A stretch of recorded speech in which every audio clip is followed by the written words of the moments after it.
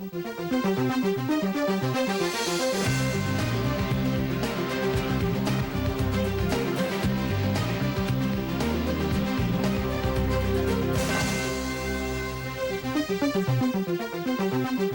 a tiny sliver of land overlooking the Mediterranean lies a little hunk of paradise that since 1929 has hosted one of the world's most important motoring events. The Monaco Grand Prix takes place this Memorial Day weekend, but before you can race, you must qualify. Hello again, everyone. I'm Bob Varsha, joined by Steve Matchett and David Hobbs as Sam Posey is off this weekend. There's a look at Jacques Villeneuve contemplating what lies before him on one of the most difficult circuits in all of motorsports. But nevertheless, it is a beautiful day for qualifying, David. It certainly is. 84 degrees, track temperature is 114, which should help our Michelin-shod cars. There's no doubt about it. But it is an amazing little track. It's very difficult, very twisty. And Steve, you're the latest member of our team to visit this track. Tell us a bit about it.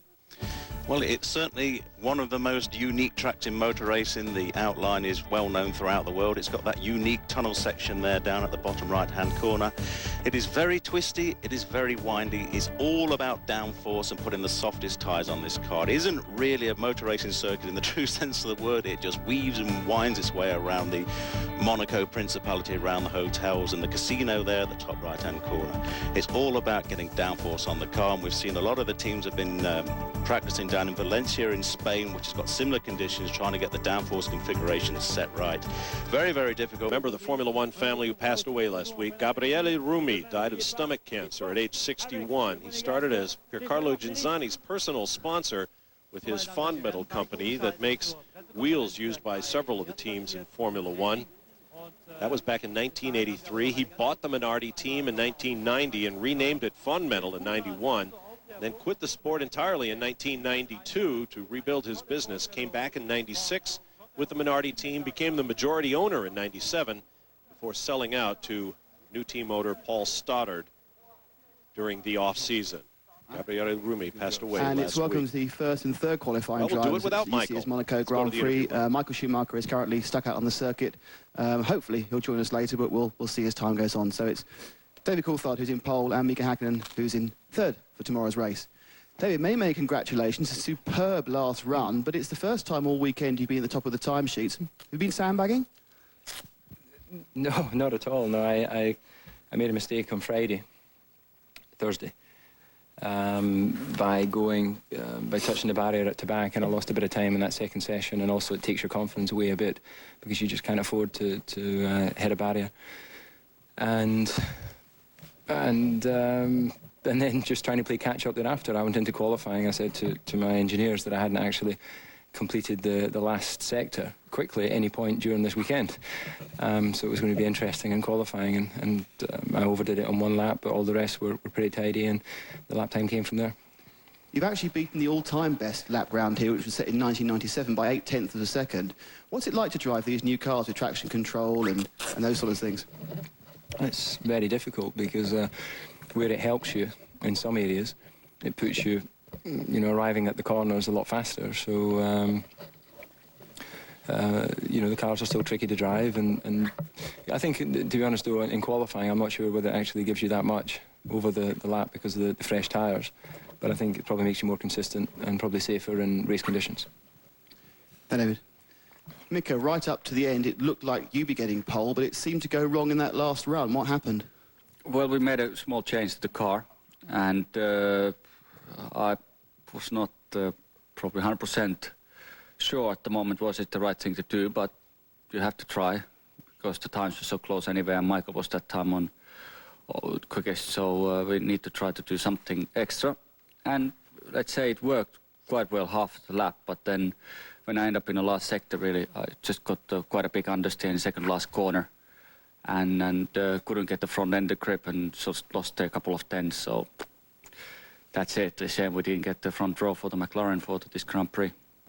However, you have had more time on the track than David, so do you feel you have a very good race setup? I'm confident indeed. I think we have both cars have a very good race setup at the moment, and we can be very optimistic for tomorrow's Grand Prix. I believe we're going to be very consistent and very quick, as long as we as long as we are patient. That's big. David, both with your own personal hat and also with the GPDA side of yourself, I mean, will you be using launch control and will everyone else be using launch control after the problems we've seen in the last couple of races? Well, obviously, I don't know about the other systems on our cars, but I think we're satisfied that we've managed to get the bugs out of the system. And I think it was a very good move by Charlie Whiting and those running the weekend to allow us all to do practice starts, because it takes away that uncertainty.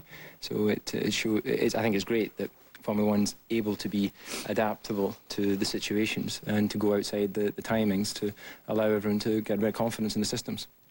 Dave, thank you. A short conference and finally a word from Mika in Finnish, please. I will break away while Mika Hakkinen speaks to his countrymen in their native Finnish. David Coulthard finished a point I tried to make earlier. Practice starts were allowed this weekend. We'll be back.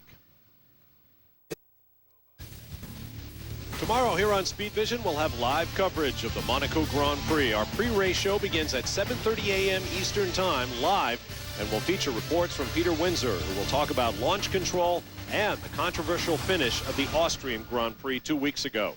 That's the Monaco Grand Prix tomorrow here on Speed Vision at 7:30 a.m. Eastern Time.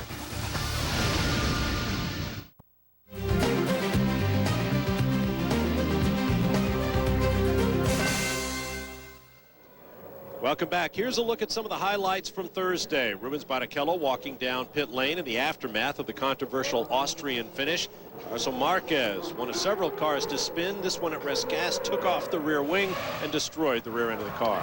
Michael Schumacher had the best time in the first of the two sessions on Thursday, set at the very end with a 1 minute 21.5. Paired up with today's pole of 17.4. Exactly. Yeah. Now in the second session, we got a look at Jarno Trulli's new aerodynamic innovation, which was subsequently banned, as was the Arrows team's rather interesting looking device perched on the nose of Jos Verstappen's car. And as I mentioned earlier, they appealed the decision to ban those. Mika Hakkinen was fastest lap about the midway through the session. This is the second session on Thursday. He pulled off the fastest lap at 1:19.8, the first guy to get below the 20s. And Juan Pablo Montoya fouled the tire wall at Rescas, as did Tarzo Marquez earlier, and I still think he suffered a left rear puncture.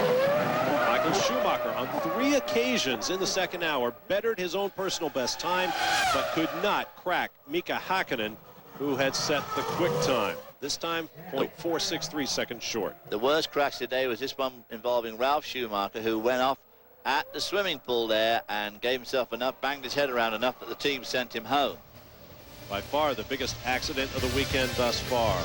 Ralf Schumacher with a sore neck, but he will race on Sunday. We'll be back. Welcome back. The crowd filing out after an interesting qualifying session for the Monaco Grand Prix. Here's a look at the honor roll of previous winners. Of course, they've been racing here in the Principality since 1929. It's been a part of the World Championship since the beginning in 1950, although they missed a few years in the early 50s. From 1984 to 1995, only Alain Prost, Ayrton Senna, and Michael Schumacher have won here. Of course, Graham Hill won it 6 times. We'll be back. Welcome back, and let me correct myself. The late Graham Hill won the Grand Prix of Monaco 5 times. Ayrton Senna is the man who won it 6. Neither man, of course, will be racing this weekend, but this man will be. This is David Coulthard on what turned out to be his pole lap. It was just so well measured everywhere he went, and he was dead right on that last sector, as you'll see in a few moments. He really got the turn in right, but look at him go through the chicane here too. Just comes in like tremendous speed and tremendous control there, the way the car changes direction. Obviously the traction control helping him there, down to the back. Whistled through your favorite pair of corners here, making sure he used all the road up.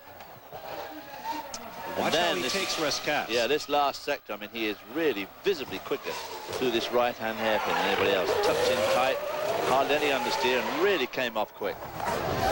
McLaren is the most successful team ever at Monaco with 11 victories. Will Coulthard or Hakkinen give him another? We'll find out tomorrow. We'll be back.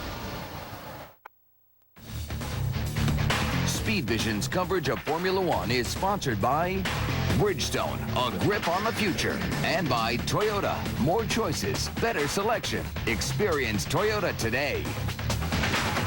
Welcome back. Beautiful view of the chapel at Saint-Devote as we turn to the qualifying results for the Monaco Grand Prix. David Coulthard on pole by 2/10 over Michael Schumacher, and that's a lot around here. Mika Hakkinen and Rubens Barrichello will make it McLaren Ferrari Row 2. And then Montoya down in 7th there. Jarno truly pushed himself down to 8th towards the end there. Kimi Räikkönen in 15, really doing a good job again for a track he'd never seen before. Of course, it all comes down to Saint-Devote on lap 1. And that will wrap up our coverage of this all-important qualifying session for the Monaco Grand Prix. David Coulthard and McLaren have the pole. Now, don't forget, we'll be back tomorrow morning at 7:30 a.m. Eastern Time for live coverage of the Grand Prix with reports from Peter Windsor in the pre-race show. So be sure to join us for that. For more information on the latest from Formula One and all forms of motorsports, log on to speedvision.com.